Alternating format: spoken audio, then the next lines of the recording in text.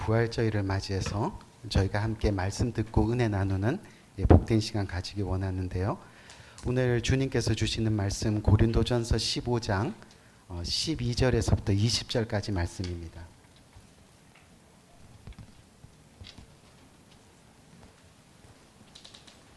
제가 한 절 읽고 여러분들 한 절 읽고 이렇게 교독해서 읽도록 하겠습니다.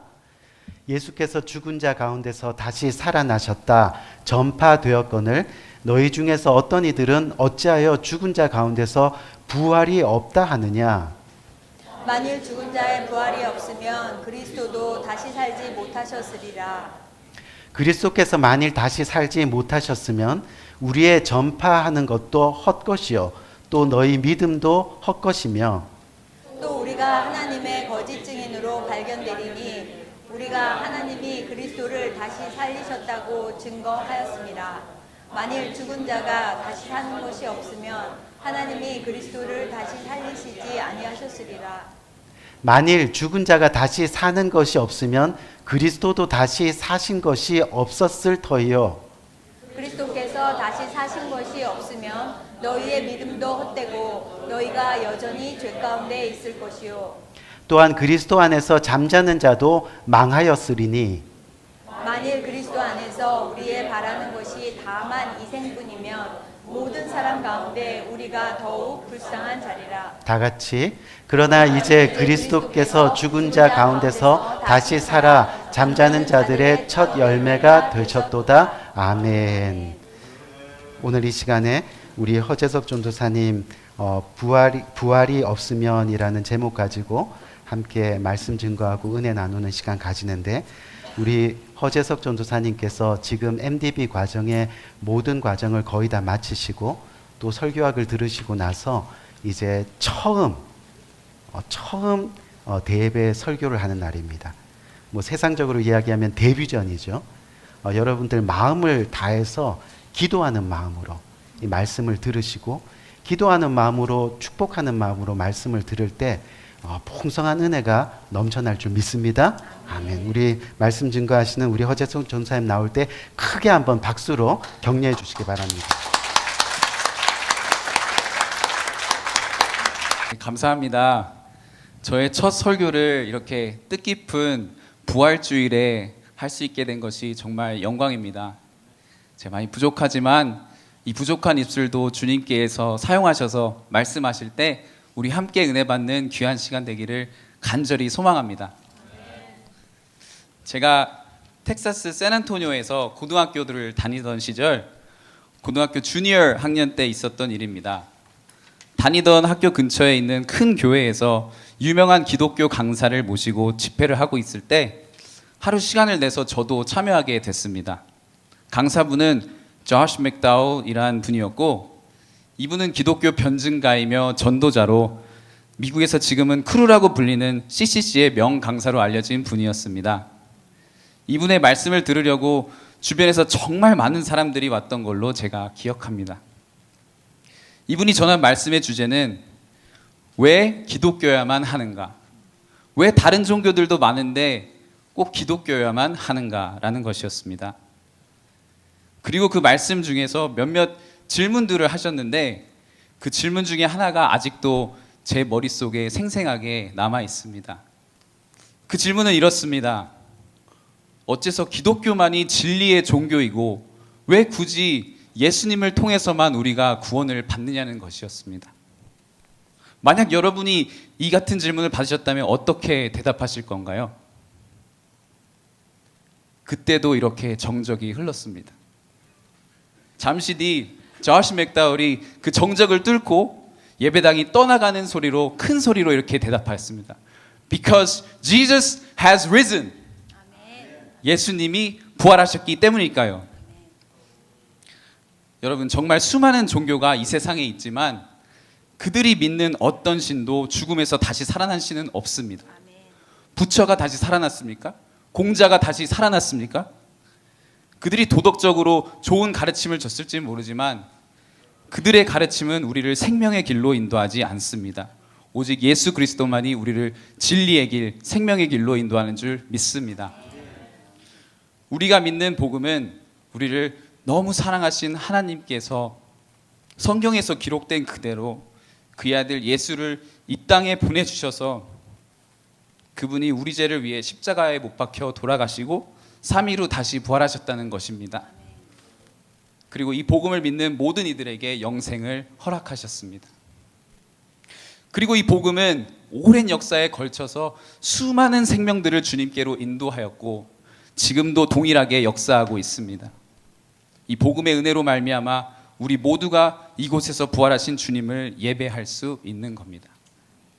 오늘 본문의 말씀에서 바울이 이야기하는 고린도 교회는 정말 굉장히 문제도 많고 탈도 많았던 곳이었는데 이곳에서 드러난 문제 중 하나를 우리는 본문 12절에서 볼 수 있습니다. 그리스도께서 죽은 자 가운데서 다시 살아나셨다 전파되었거늘 너희 중에서 어떤 사람들은 어찌하여 죽은 자 가운데서 부활이 없다 하느냐. 당시 고린도 교인들 중에는 예수님의 부활을 믿지 않는 사람들이 있었던 겁니다. 예수님의 부활을 믿는 것은 정말 신앙의 기초 중의 기초요. 우리 신앙의 파운데이션이 되는 부분인데 그 부분부터 의문을 가졌던 것입니다. 그 이유가 그들이 생각한 몸의 부활에 대한 견해가 달랐기 때문입니다. 당시 고린도 사회에 가장 큰 영향을 미쳤던 문화와 사상은 그리스 문화와 철학이었는데 이 철학자들은 우리 인간이 현재 이 몸이라는 감옥에 갇혀 살고 있다가 죽게 되면 이 썩어질 몸에서 우리 영혼이 자유롭게 해방된다는 것이었습니다. 그래서 다시 몸이 살아난다는 이야기는 그들에게 이미 해방되었던 몸으로 들어간다는 얘기가 된 거죠. 우리가 사도행전 17장 32절에서도 보면 바울이 그리스도의 수도인 아테네에서 죽은 몸의 부활에 대해 이야기하는데 말씀을 들은 그들의 반응을 통해서도 이들이 얼마나 복음에 대해 부정적이었음을 알 수 있습니다. 함께 읽어볼까요? 그들이 죽은 자의 부활을 듣고 어떤 사람은 조롱도 하고 어떤 사람은 이 일에 대하여 내 말을 다시 듣겠다 하니 죽은 자가 다시 살아난다는 부활의 말씀을 전했을 때 몇몇은 주님을 영접했지만 몇몇은 그 말씀을 조롱하고 믿지 않았습니다. 그것은 그들이 믿었던 그리스 철학 때문이었죠. 요즘 시대의 삶은 어떻습니까? 지금은 그 당시보다도 훨씬 더 많은 철학을 우리가 접하는 시대에 살고 있고 그 당시보다 복음을 전하기가 어려우면 어려웠지 쉽지 않은 시대에 살고 있지 않습니까? 그때와 같이 믿지 않는 사람들은 우리를 조롱합니다. 신은 인간이 심리적 안정을 위해 만들어낸 것이라고 말이죠. 많은 이들이 영생의 삶에 큰 의미를 두지 않고 현재 우리가 의학으로 알 수 있는 사실에만 의존하여 인간에게 영혼이란 것은 없고 그저 정신적 기능, 활동, 능력을 가진 육체라고만 생각합니다. 그러니 이 육체가 죽으면 모든 게 끝난다는 것이죠. 이렇게 세상은 계속해서 하나님의 존재를 부인하는 교만한 모습으로 악해져만 갑니다. 하지만 이 어리석은 우리들을 주님께서는 끝까지 포기하지 않으시고 끝까지 사랑으로 설득하셔서 영생의 길로 이끄시는 줄 믿습니다. 바울은 이 사람들을 설득하고 이들이 올바른 진리를 믿게 하기 위해 오늘 본문을 이야기하기 전부터 다시 한번 예수님의 부활하신 역사적 사실들을 고린도전서 15장 1절부터 11절까지를 통하여 설명합니다. 간략히 말씀드리면 예수님께서는 부활하셔서 정말 많은 이들에게 그 자신을 보이셨습니다. 그의 제자 베드로에게 나타나시고 그의 제자들 12제자들에게 나타나시고 또 500명의 형제들, 그 후에는 야고보와 모든 사도들에게 나타나심을 통해 그들에게 부활의 확신을 주시고 또 그 모습이 무엇인지 가르치셨습니다. 그 모습은 우리의 영만 살아나는 것이 아닌 영과 몸 둘 다 부활하는 것이었습니다. 이것 말고도 우리는 성경 곳곳에서 예수님의 몸의 부활을 볼 수가 있죠. 요한복음 20장 27절에 보면 이렇게 말합니다. 도마에게 이르시되 내 손가락을 이리 내밀어 내 손을 보고 너의 손을 내밀어 내 옆구리에 넣어보라. 그리하여 믿음 없는 자가 되지 말고 믿는 자가 되라. 우리가 잘 아는 의심 많았던 도마에게는 친히 예수님께서 그분의 몸을 검사할 수 있게 하십니다. 그리고 도마는 예수님의 손에 못자국을 만지고 창으로 찔리신 옆구리를 만짐으로 주님의 몸의 부활하심에 대한 확실한 믿음을 가지게 됩니다. 이렇게 예수님께서는 부활의 실질적인 모습도 보여주셨습니다. 또 고린도전서 15장 42절, 43절에서는 예수님의 부활뿐만 아니라 우리의 몸의 부활에 대해서도 기록하고 있습니다. 죽은 자의 부활도 그와 같으니 썩을 것으로 심고 썩지 아니할 것으로 다시 살아나며 욕된 것으로 심고 영광스러운 것으로 다시 살아나며 약한 것으로 심고 강한 것으로 다시 살아나며 우리 믿음의 자녀들이 죽음 후에 가지게 될 부활의 몸은 썩지 않을 몸이고 영광스러운 몸이며 그리고 강한 몸으로 부활하는 것을 믿으시기 바랍니다. 제가 어릴 때는 이런 노래가 있었습니다. 만약에 김치가 없었더라면 무슨 맛으로 라면을 먹을까? 제 나이가 좀 짐작이 가시나요? 이런 가정법의 논리로 오늘 사도 바울은 본문 나머지 구절들을 통해 그리스도의 부활과 우리의 부활이 우리가 믿는 이 복음에 절대 빠질 수 없는 요소임을 고린도 교인들에게 이야기합니다. 그 가정은 이렇습니다. 만약 죽은 자들의 부활이 없다면, 만약 그리스도의 부활이 없다면, 이런 식으로 말입니다. 첫째, 바울은 만약 죽은 우리 몸의 부활이 없다면 그리스도의 부활도 없는 것이라고 말합니다. 이것은 우리 몸의 부활을 믿지 않았던 고린도 교인들에게 우리의 몸도 그리스도의 몸처럼 부활하게 됨을 알려주는 것이었습니다. 둘째, 만약 예수님께서 부활하지 않으셨다면 두말할 것도 없이 지금까지 복음을 열심으로 전한 사도들과 성도들의 수고가 헛된 일이 되는 것이고 또 그들의 믿음도 헛된 것이라고 고린도 성도들에게 바울은 이야기합니다. 여기서 헛됨은 헬라어로 캐논이라고 하는데 그 의미는 빈 껍데기라는 뜻입니다.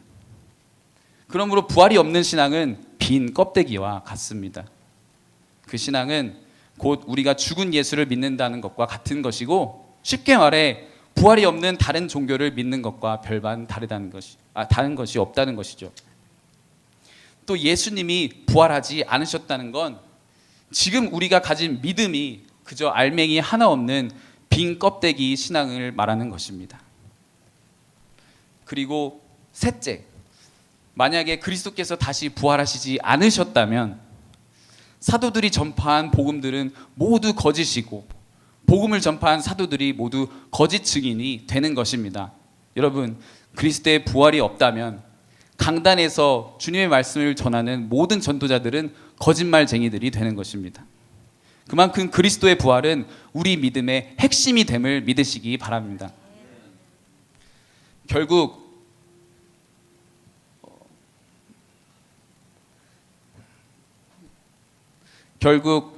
죽은 사람들의 부활이 없다라는 이 말은 틀렸음을 바울이 가정법의 논리로 증명하고 있는 것입니다. 하지만 여기서 끝나지 않습니다. 바울이 이렇게 계속해서 끊임없이 반복되게 이야기하였던 이유는 이 바울은 누구보다도 예수님의 은혜를 강하게 경험했던 자였기 때문입니다. 그는 누구였습니까? 예수님을 믿기 전 그는 누구보다 가장 앞서서 그리스도인들을 핍박하던 자였습니다. 그런데 그 바울에게 주님이 은혜를 베푸십니다. 이 은혜는 세상이 이해할 수 없는 것이었고 이 예수님을 만난 바울이 완전히 변화됩니다. 여러분, 이 살아계신 예수님을 진정으로 만나시면 우리 삶이 180도로 바뀌는 변화가 일어나는 줄 믿습니다. 이 복음은 바울에게 있어서 가장 큰 능력이 되었고 지혜가 되었습니다. 그래서 이 능력의 말씀을 믿은 바울은 고린도 교인들에게 인내함으로 그들이 알아들을 수 있을 때까지, 알아들을 때까지 이 부활의 복음을 전파한 것입니다. 만약 그리스도께서 다시 살아나지 않으셨다면 우리의 믿음은 헛된 것이라고 말이죠. 예수님께서 무덤에서 다시 살아나셨음을 믿지 않고 거부한다면 하나님과 함께 영원히 사는 소망도 없습니다. 그 삶은 죽음의 삶이고 죄 가운데 사는 삶입니다. 만약 하나님이 예수님을 무덤 속에 그대로 두셨다면 우리는 여전히 죽음의 권세 아래 있게 되는 것이고, 따라서 아무도 죄 씻음을 받지 못하게 되는 것입니다. 로마서 6장 23절에서 말하는 죄의 삭은 사망이라는 것과 같이 우리의 죄로 인해 영원히 심판을 받는 삶을 살게 되는 것입니다. 또 부활이 없다면 이미 돌아가신 수천만 명의 믿음의 조상들은 어떻게 되는 것일까요? 성경은 본문 18절에서도 말했듯이 생을 마감한 성도들을 잠자는 자들이라고 이야기하고 있습니다.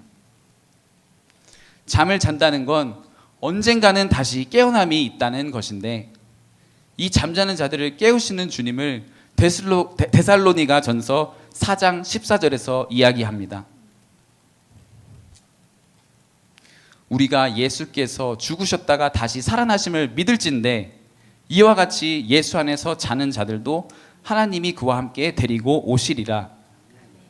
이 말씀에서 우리에게 주는 확신은 믿음을 가지고 돌아가신 성도님들은 나중에 예수님께서 구름 타시고 나팔 소리 들으시며 돌아오실 때 주님께서 깨우셔서 데려오신다는 겁니다. 그리고 잠에서 깨어난 자들이 먼저 부활의 몸을 가지게 될 것이고, 또 그때 살아있는 주님의 자녀들도 함께 부활할 것이라고 말이죠. 하지만 부활이 없다면, 이제는 제가 어떻게 말할지 좀 감이 오시나요? 부활이 없다면 예수님의 재림과 죽은 자들의 부활의 소망은 사라지는 것입니다. 마지막으로 부활이 없다면 우리의 인생, 예수님을 나의 구원자로 믿는 여러분과 저의 인생은 바울이 이야기한 것처럼 이 세상에서 가장 불쌍한 인생들이 되는 것입니다. 저는 만약 이 세상의 삶이 끝이라면 어떤 삶을 살까 생각해 보다가 욜로족을 생각해 보게 되었습니다. 한 번씩은 들어보셨을 거라고 생각되는데, You only live once. 한 번 사는 인생인데 뭐 라는 마인드로 삶을 사는 건 어떨까라는 생각을 말씀을 준비하면서 한번 해보았습니다. 부활이 없다면 심판도 없을 것이고 하나님과 함께 거하게 될 천국에 대한 소망도 없기 때문입니다. 정말 그게 사실이라면 나만을 위한 이기적이고 절제 없는 삶을 사는 것이 가장 지혜로울 것입니다. 모든 사람의 최후가 죽음으로 끝이 난다면 굳이 나 자신을 부인하고 십자가를 지는 믿음의 삶을 살 이유가 없습니다. 희생, 섬김, 봉사, 절제, 사랑, 아무런 의미가 없습니다. 부활이 없다면 말이죠. 그러나 성경은 정확하게 증거하고 있습니다. 본문 20절에 뭐라고 말하고 있습니까?